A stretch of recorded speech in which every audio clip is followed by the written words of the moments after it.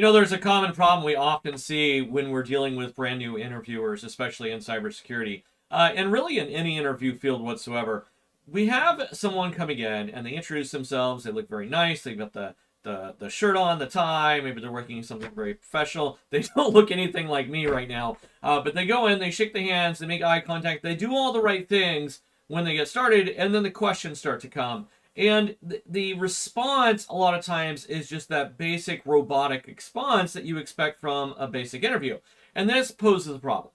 You're not really separating yourself out from all the other candidates that are interviewing for the same position. You have to remember, when it comes to interviews, when it comes to actually getting the job, we're not hiring you for your technical capabilities. Yes, technical capabilities matter, and you're not going to get through the door without having them. But every single person that's coming to interview for that position meets the foundational requirement for that position. Why else would we bring them in? Why else would we interview them? And so you really have to take this opportunity in the interview to showcase your personality and who you are. More so than anything else, you need to basically show why I'm a great fit for the team. What can I do for you above all these other candidates that are interviewing for the same position? And I think this is where a lot of people struggle. And so today we're going to talk about that. We're going to talk about specifically how to form that connection with the interviewer as you're answering these questions. You're not really forming a connection. It's more like you're on Jeopardy. What is, and that really doesn't work inside of an interview. Yeah, it's great. It'll get you through. And if I'm interviewing a lot of entry-level employees, you'll probably do okay with that. That doesn't mean that you are going to shine above the other applicants. It just means that you weren't the worst one.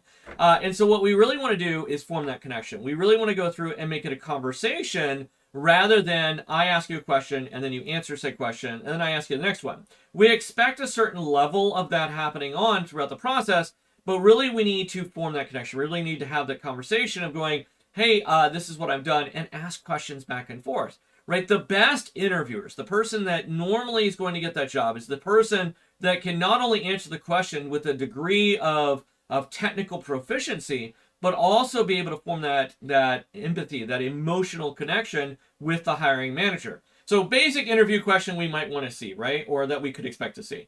Can you walk me through a time you responded to a security incident? This is a very blank, very custom, very much a beginner interview question that you could expect to see for any SOC analyst or any cybersecurity specialist whatsoever. And the typical response is usually somewhere along the lines, well, I had a security incident that I was investigating, and you'll go through and you'll talk about the details, and maybe you'll give a little bit of a zing to it, and you'll be like, well, while I was in college, or while I was working in this virtual SOC environment, we were able to do this, or whatever, right? And you go through it. And I'm not saying there's anything wrong with that response. But what I am saying is you go through your story and you never actually interacted with the interviewer.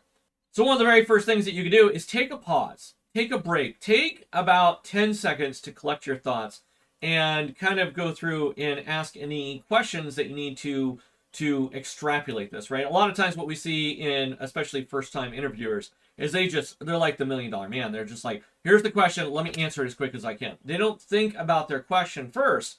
And that's a major problem, I think, with a lot of people, right? Take a breath, calm down, understand what they're asking you, and then go into it. So let's take a prime example. Can you walk me through a time you responded to a security incident?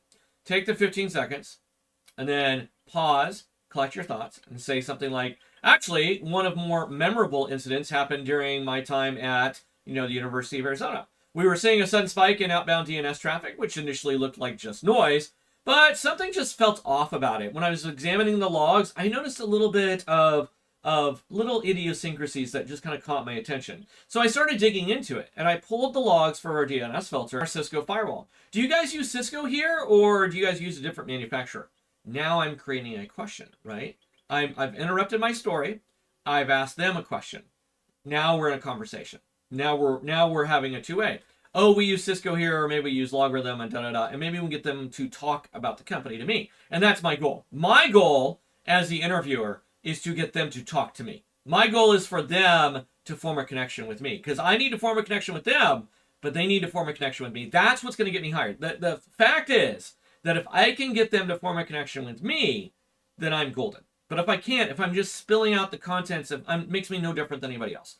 Right? So let's say that they come back and they say, oh, we use a variety of different firewalls here. We use Cisco, but we also have some Palo Alto. What made this a little bit interesting was the behavior that was subtle enough to bypass a lot of our alerting thresholds within our SIEM.